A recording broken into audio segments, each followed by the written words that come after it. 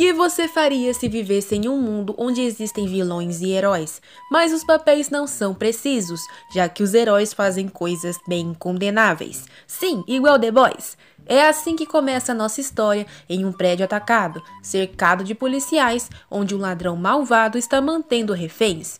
E ainda por cima, o seu grupo está organizando uma bomba. Os policiais xingam os heróis, perguntando quando eles vão chegar. E eis que bem nessa hora, atrás deles, aparece um humano. Seu nome é Jade, e ele escutou o xingamento. Ele fala que é hora dos extras irem embora, e avança com super velocidade na direção do principal ladrão, chegando lá mais rápido que o trem-bala, cara. O ladrão diz que se ele se aproximar, vai capotar o refém.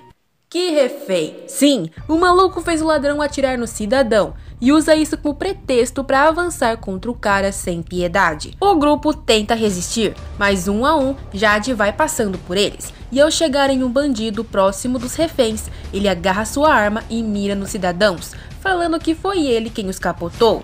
O infeliz atira em tolos controlado pelo herói e depois tem a cabeça decepada. Ele vira para os ladrões e fala que sua justiça vai começar, enquanto eletrifica seu corpo. Ele corre em alta velocidade, explodindo os corpos de quem estivesse na frente.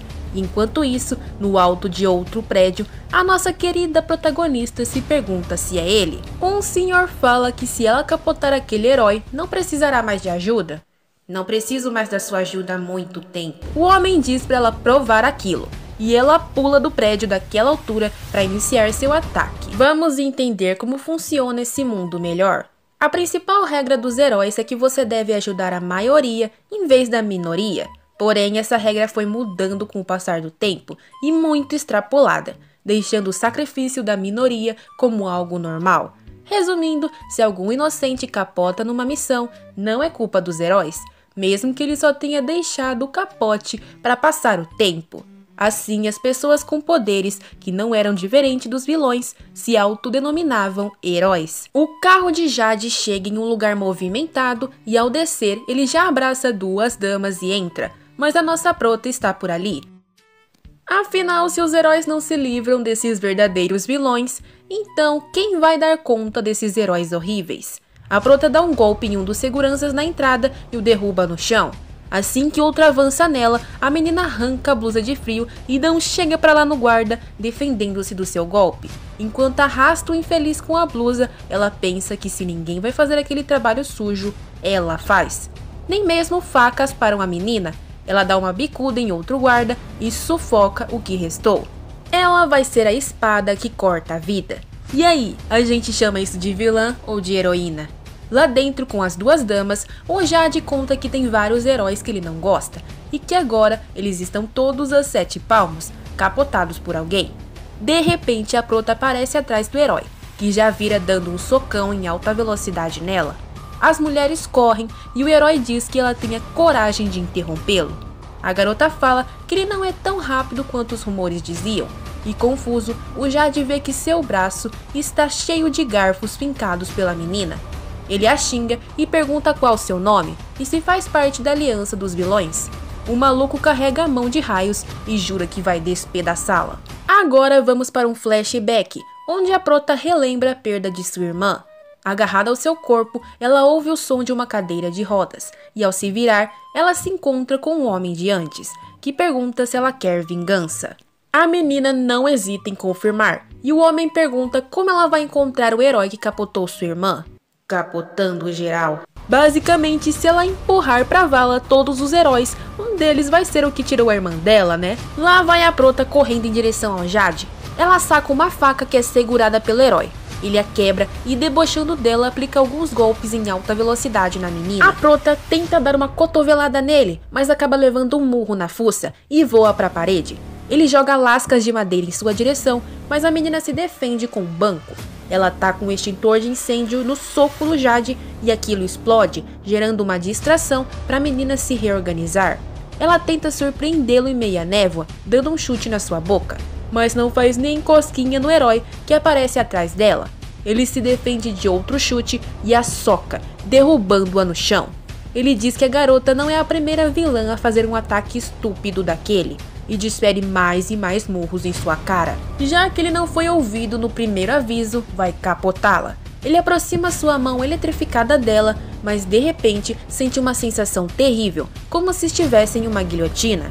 Chocado, ele percebe que a prota está segurando sua mão e seus olhos estão vermelhos. Ele recua e a garota cospe sangue no chão, enquanto fala que descobriu como usar o dom dele.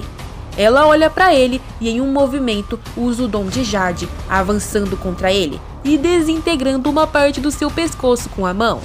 A cara dele ficou muito melhor que antes. Em choque, ele grita e a xinga, dizendo que a prota estava brincando com ele aquele tempo todo. Você pode e eu não? Segurando o ferimento, Jade avança contra ela, mas a menina dá um soco em alta velocidade no herói, o derrubando. Ela fala que se todos os heróis são como ele, fracos, será decepcionante. Agora o corpo do Jade não está mais respondendo, e ele entra em choque ao notar que ele pode capotar mesmo. Ele tem a ilusão de que os corpos das pessoas inocentes que deixou ir de vala estão ali, o puxando e dizendo que chegou a sua hora. Ele começa a correr em direção a uma luz, achando que ainda tem esperança, mas nisso, a mão da prota já tá na cara dele, e ela fala pro Jade nascer como humano na próxima vida, enquanto enterra a fuça dele no chão, o finalizando completamente. Agora não tem como voltar atrás, os heróis vão começar a persegui-la como cachorros, mais e mais fortes do que Jade. Será que ela está pronta? Se a garota tivesse medo, não teria nem começado. Aquele homem a treinou para ser uma assassina de heróis, e quem estiver no seu caminho vai ser destruído. Analisando a cena do crime, já estão comentando sobre quem vai substituir Jade, antes mesmo de recolherem seu corpo. Um membro da investigação comenta que quer um herói normal no lugar dele, e eis que surge um maluco na mesma hora, enfiando o nariz na poça de sangue e farejando. Que é isso, Jade? Quem fez isso com você? Os olhos do maluco brilham e ele parece estar ouvindo algo do cadáver, ficando em choque com a resposta. Ele larga a cabeça do falecido no chão e diz para ele não se preocupar, pois vai vingá-lo. Ele lambe o sangue em sua mão e, em um estalo, começa a ver o que o herói viu durante a luta passada. Primeiro de forma embaçada, até que o rosto da prota fica focado e ele se arrepia todinho sorrindo e falando que encontrou. Psicopata. Depois disso aí, a prota está malhando em sua casa e ao mesmo tempo ouvindo a TV e pensando sobre a ordem do clã de heróis. Esse é um grande grupo do qual a maioria dos heróis fazem parte, e onde existe autoridade suficiente para dar ordem para eles. Muito tempo atrás, depois de ganhar da grande luta contra os vilões, eles gastaram bastante tempo controlando o sistema. Após décadas, não é exagerado dizer que o mundo está nas mãos desse clã. A prota termina o seu banho e risca a foto de Jade de sua parede. Se ela cortar os braços e pernas da organização, eles não vão poder ignorar, né? Não importa qual herói seja, ela sente que está pronta para derrotar todos. Agora ela está em um café, vestida com uma roupa de garçonete e tudo. O dono do lugar comenta que ela chegou cedo naquele dia e a chama pelo seu nome, Iwa. Ela fala que, como sempre, ali não tem clientes, e o senhor fala que eles têm um a caminho. Que legal, hein? O dono sai para checar o estoque e, bem nessa hora, um maluco de antes, que está sentado numa mesinha, mira uma bala na direção dele, olhando para trás e sorrindo sinistramente para Iwa. A prota usa a super velocidade do Jade e segura a arma do maluco, pressionando uma lâmina contra ele. Ele começa a dizer que só veio conversar, e a Iwa pergunta se ele foi mandado pelo clã. Na hora, o maluco percebe que a oponente está calma e usou o dom de Jade, ou seja, a habilidade dela é roubar habilidades. Ele calmamente termina o seu café e diz para os dois se encontrarem amanhã no lugar do endereço, entregando um papel para ela. Ele sai dizendo que serão somente os dois, mais ninguém. Mas não sei se dá para acreditar na palavra desse cara. O dono pergunta o que aconteceu, mas a prota diz que não foi nada. Lá no dia seguinte, ela está indo para o lugar endereçado, uma área cheia de prédios caídos. Enquanto anda pelo lugar, ela percebe a mira do maluco sobre si. O doido mira a espingarda e atira, mas a Iwa desvia com facilidade. Ele continua atirando e a garota corre, arrancando um espelho de um carro na rua. Ela usa o objeto para identificar a trajetória da bala e percebe de qual prédio os ataques estão vindo, numa distância de 1.800 metros. Ela pega umas bolinhas do bolso junto de um tipo de estilingue e se prepara. Enquanto lá em cima, um maluco fala que não pode deixar uma presa como aquela pro clã. Lá vai ele com a espingarda de novo, mas enquanto tenta mirar, escuta a garota subindo e fica impressionado. Ela aparece em alta velocidade do seu lado e ele aponta sua arma para a garota, que com um golpe soca a arma. Ele tenta usar uma pistola menor, mas de novo a Iwa desvia, e quando o maluco tenta sacar uma do bolso, ela descarrega rapidamente. E para finalizar com chave de ouro, ela dá uma testada na cara dele, o empurrando para a parede, enquanto observa a peixeira que trouxe ali. O maluco sorri e a Proto manda ir pro inferno correndo em sua direção. Ele recua, e na mesma hora a Iwa percebe a armadilha, pois braços saem da parede para agarrá-la. A garota dá um golpe de facão nelas, mas sem acertar, e agora o corpo do segundo herói sai totalmente da parede. Ao tentar golpeá-lo, a faca passa direto. Aquele dom atravessa as coisas, mas não humanos. Ela tenta jogar o maluco no chão, mas ele se levanta sem nenhum impacto. Lá vai ela tentando dar um chute. O maluco aguenta o golpe e ajeita suas luvas. Esse é o Viper. A Prota comenta que era pra ter sido apenas os dois. Não lembra que eu disse isso? O maluco pergunta o motivo dela não estar usando o dom do Jade e percebe que ela não consegue mais. Ela troca socos com o Viper, que a empurra no chão dizendo pra ela capotar agora. Mas em choque, percebe que a Prota atravessou o chão e está caindo do prédio fugindo. Ela rola até o outro andar e pula. O maluco e o Viper ficam em choque, mas percebem que o dom dela é ativado com contato físico. O Viper fala que precisam persegui-la, já que foi para isso que ele foi chamado sem aviso prévio pro clã. O maluco concorda, mas ainda se sente inquieto. Quando o Viper começa a questioná-lo, o herói desconversa, e assim os dois descem para começar a caçada. Em um dos prédios, a Iwa está se recuperando, se sentindo enganada e tola por acreditar que ele não traria um companheiro. Ela pensa que além de forte, é muito complicado se adaptar ao dom do Viper. Ela saca duas facas e entende que precisa capotar o psicopata. Andando, o Viper nota a presença da Iwa e avança correndo, socando um espelho no lugar da Prota, que já atravessou a parede e está arrumando em direção ao maluco. Ele atira contra ela com um sorriso louco nos lábios, mas a menina desvia os tiros com sua faca, os devolvendo e acertando o ombro dele. Ela consegue fazer um corte raso em seu pescoço e ao tentar manobrar a faca de novo, leva um chute na cara vindo de Viper. Ela cai no chão e o herói a agarra por trás, prendendo-a num gancho. Ela começa a perder a consciência, e nessa hora lá de cima de um prédio, uma mulher pergunta se havia mesmo necessidade de salvar aquela criança. O homem com uma cicatriz na boca responde que ela é interessante. A Iwa reage ao ataque e enfia a unha no olho do Viper. Ele segura sua mão, mas isso dá tempo para ela se movimentar e ficar de pé se soltando. Agora ela prepara um chute sobre ele, que desvia por muito pouco. Ele deixa os tiros do maluco atravessarem sua pele, e alguns pegam de raspão na Prota. Enquanto os dois lutam, o psicopata passa por ali correndo. A Iwa parece acabada. O maluco lança uma bomba na direção dos dois, que por pouco é evitado pela garota.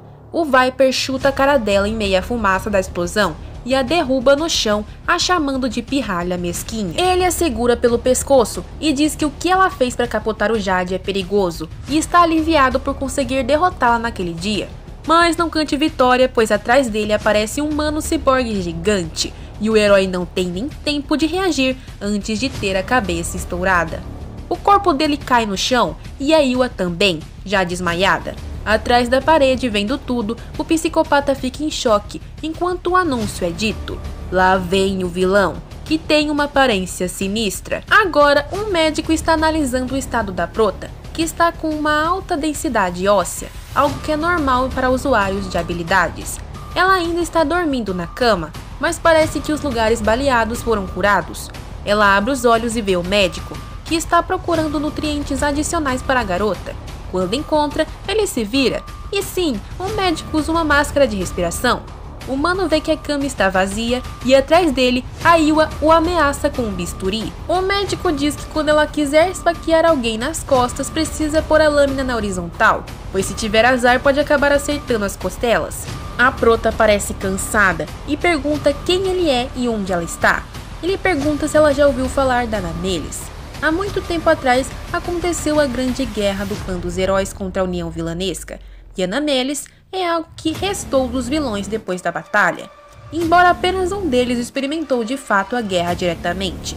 O humano se apresenta como um médico dali, e o seu nome é Vector. e pergunta se o bisturi não é demais para uma pessoa que salva vidas. A Iwa abaixa a arma e a porta se abre, com uma menina loira carregando uma cesta de maçãs aparecendo. Ela percebe que a novata acordou e fala que Enzen está procurando pela garota, e então todos rumam juntos até o líder. A prota come uma maçã durante o trajeto e o Vector fala que ela tá muito tranquila, enquanto a loirinha comenta que ela pode ter envenenado a fruta. Ela anda pra frente da garota e pergunta cadê o talo da maçã. Eu comi. Trocada, a loirinha ri dizendo que a mana é engraçada. Enquanto continuam andando, a Iwa pensa que está em menor número para usar sua habilidade e já sabe que está sendo levada para perto de outros vilões, então ela precisa fugir agora.